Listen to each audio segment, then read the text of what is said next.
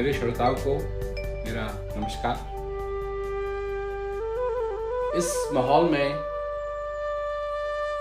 किस चीज के बारे में बात की जाए तो ध्यान आता है, तो एक बात तो स्पष्ट है कि इस कोरोना वायरस से पहले लोगों का मन उनको परेशान करता था, और आज ये कोरोना वायरस है, लॉकडाउन है, ये सारी चीज़ें हैं और ये मन सबसे ज़्यादा लोगों को परेशान करता है। तो एक दुआ है कि कुंभ का बांधा जल रहे, पर जल बिन कुंभ न होए।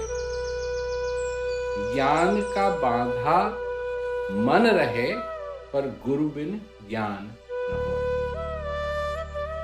तो समझिए कि जो कुंभ है, जो मटका है, उसमें एक क्षमता है, और वो क्षमता ये है कि वो बड़ी आसानी से जल को रख सकता है। जल इधर उधर भागेगा नहीं, जो मटके में रहेगा वो मटके में रहेगा। परंतु बिना उस जल के वो मटका बन नहीं सकता, वो मटका तैयार नहीं हो सकता। उसमें उससे पहले वो क्या है? उससे पहले वो मिट्टी है, कुछ नहीं है।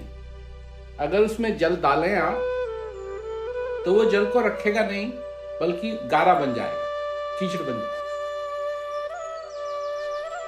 और जब कुम्हार उस मिट्टी को लेगा, उसमें जल मिलाएगा, पानी मिलाएगा,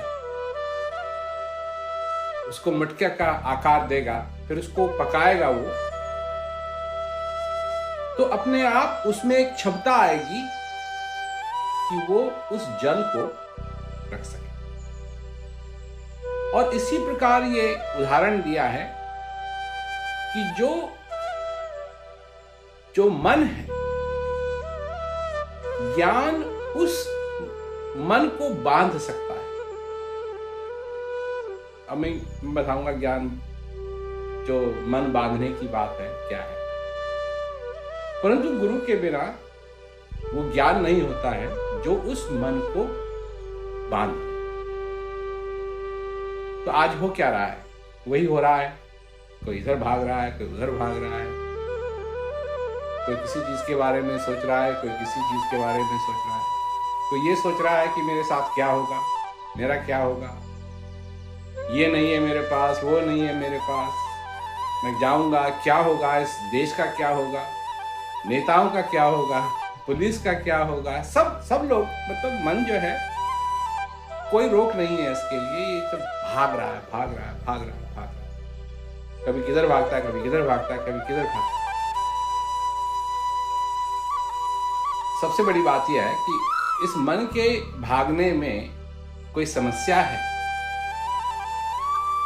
तो अगर कोई समस्या है तो सबसे बड़ी समस्या इस मन के भागने में ये है कि ये मन लोगों को परेशान करता है बिना बात के।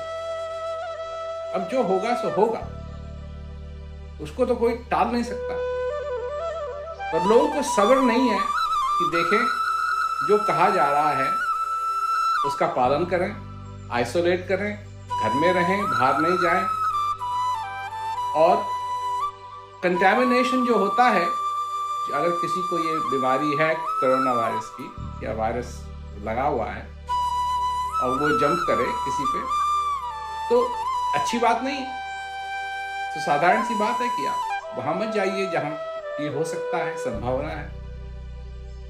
कुछ समय लगेगा, बैठिए। परंतु ये मन ही है जो बैठने नहीं देता है, घर में नहीं बैठने देता है, घर से बाहर भागता है। तू भी आ जा मेरे साथ, चलते हैं, वहां चले, वहां बड़ा मजा आता है, वहां बड़ा मजा आता है, वहां बड़ा मजा आता है। और ये सबको मालूम है कि ये मन लोगों को सब जगह भगाता है, और फिर जब भगाता है, जब दूर ले जाता है, तब किस चीज की याद आती है? घर की याद। और जब घर में बैठाते हैं तो किस चीज की याद आती है? वहां चलेंगे, वहां चलेंगे, वहां चलेंगे, वहां चलेंगे। स्पष्ट बात तो ये है कि ये परेशान करता है। तो ज्ञान और मन का बांधना, इसका मतलब क्या है? जब मनुष्य अपने आप को जानता है, अपने आप को पहचानता है, जब वो ये जानता है कि मैं कहां हूं,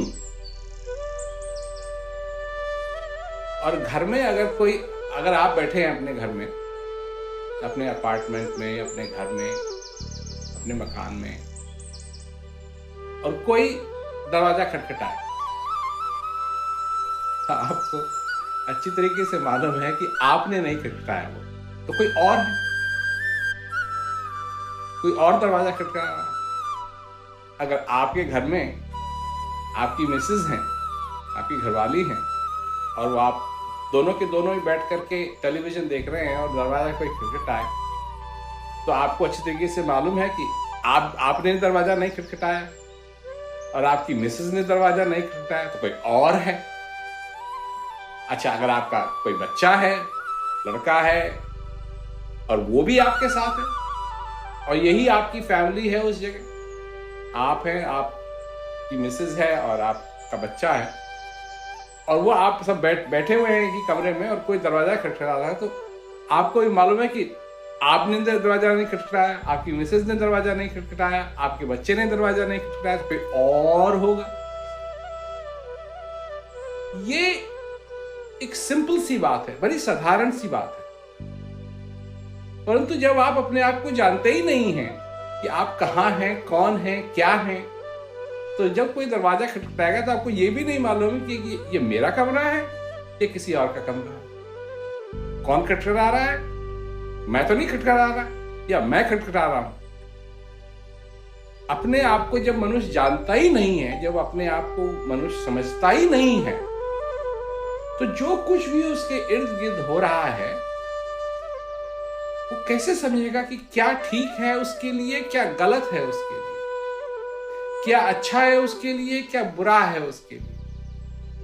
समझ नहीं सकता, क्योंकि उसको मालूम ही नहीं है कि वो कौन है, क्या है। सबसे बड़ी चीज ज्ञान की यह है, इसे कहते हैं आत्मज्ञान। और आत्मज्ञान की सबसे बड़ी चीज यह है कि अपने आप को जानना, अपने आप को पहचानना। और जब तक हम अपने आप को नहीं पहचानेंगे, अपने आप को नहीं समझ पाएंगे कि हम कौन हैं, तो ये सारी की सारी दुनिया जो हमारे इर्द गिर्द है, इसका क्या तुक है, इसका क्या मतलब है, हम नहीं समझ पाएंगे। और मन ये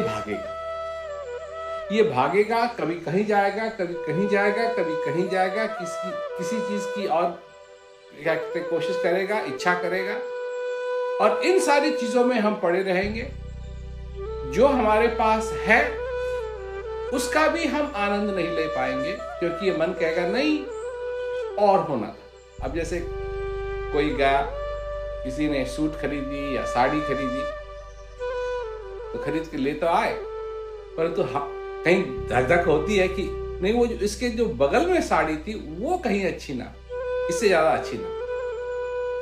तो ये सारी चीजें हमको परेशान कर रही हैं। और इस समय जब ये कोविड-19 है, जो ये कोरोना वायरस है, इससे जब लोग परेशान हो रहे हैं, तो सबसे ज्यादा परेशानी इसकी ये रही है कि लोगों को बीमारी भी लग गई। नहीं, अभी हो सकता है बीमारी लगी नहीं है, और हो सकता है कि बीमारी लगे भी ना, परंतु लोग परेशान हो रहे हैं। क्यों परेशान हो रहे हैं? क्योंकि ये मन है और ये सब जगह भाग रहा है। देखिए, आपके अंदर अच्छाई भी है, आपके अंदर बुराई भी है, आपके अंदर अंधेरा भी है, आपके अंदर दिया भी है, आपके अंदर उजाला भी है। और अगर आप चाहें तो उस उजाले को, उस दिए को जला करके आप अपने हृदय में उजाला उत्पन्न कर सकते हैं। ये क्षमता आप में है, और इस क्षमता को ये समझिए कि यही आपकी असली ताकत है। अपबल, तपबल और बाहुबल अप बल तो गया,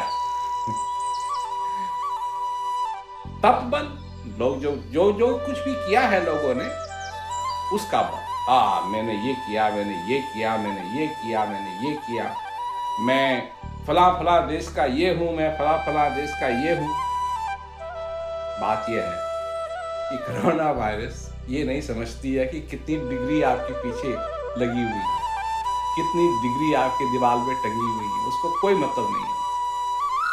आप जिंदा हैं और अगर उसको मौका मिला तो वो आप अगर किसी कंटामिनेशन की रूप से आप तक पहुंच गया वो कोरोना वायरस, तो फिर वो अपना काम करे। उसके लिए ये नहीं है कि ये बहुत पहुंचे हुए संत हैं, ये बहुत पहुंचे हुए महात्मा हैं, ये बहुत पहुंचे हुए ये हैं, ये बहुत पहुंचे हुए वो, उसके लिए कुछ नहीं।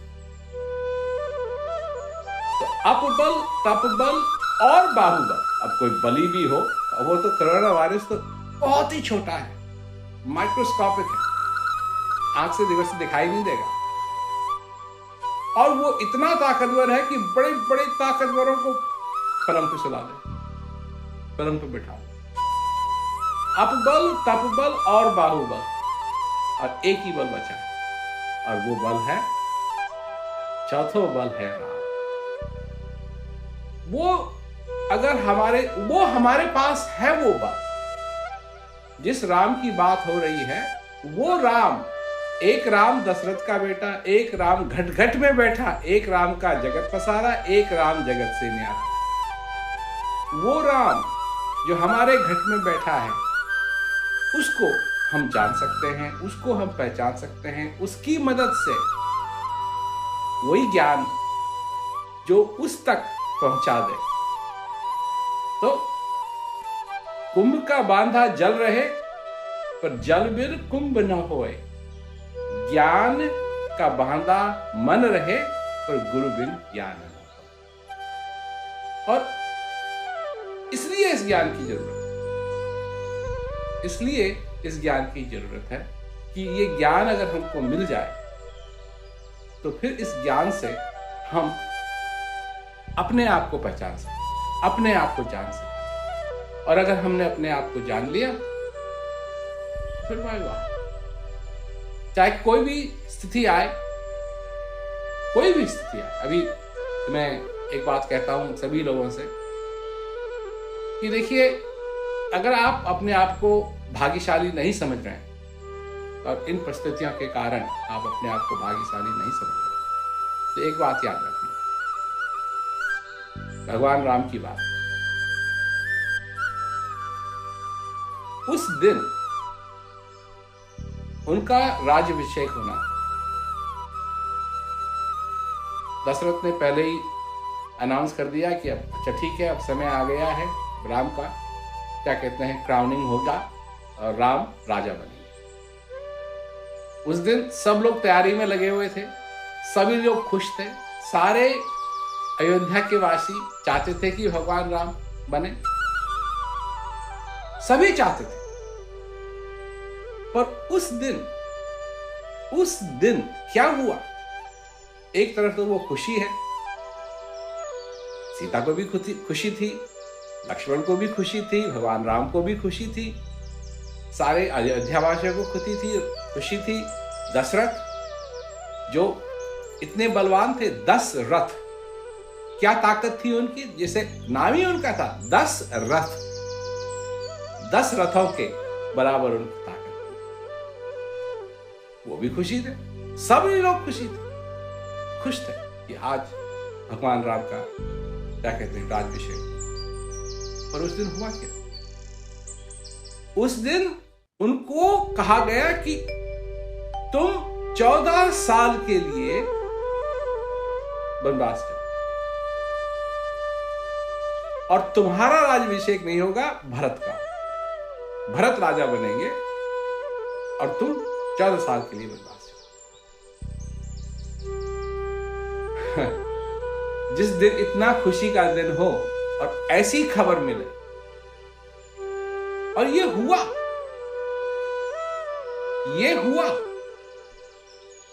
और तुरंत छोड़ करके भगवान राम ने कहा ठीक है,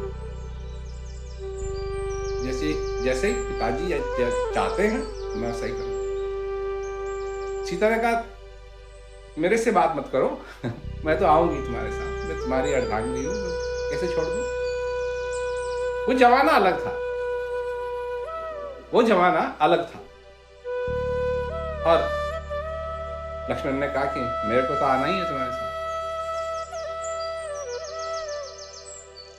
तो अगर अपने आप को तुम भाग्यशाली नहीं समझ रहे हो, समझ रहे हो कि तुम्हारा दुर्भाग्य है, ये कैसे फंस गए तुम, ये क्या हो रहा है क्या नहीं हो रहा है, तो जरा बैठो और सोचो, भगवान राम के बारे में सोचो कि उनके साथ कैसा आना था।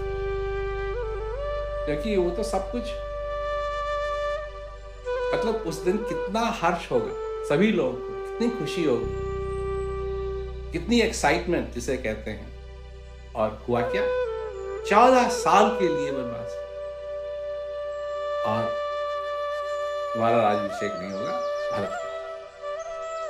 तो भाई विचारो, समझो, और इस समय भी तुम्हारे अंदर एक दिया जल रहा है, उसके प्रकाश में, उस दिए के प्रकाश में अंधेरा मत होने दो, उसको जलने दो और अपने जीवन में प्रकाश ही प्रकाश। सभी लोगों को धन्यवाद।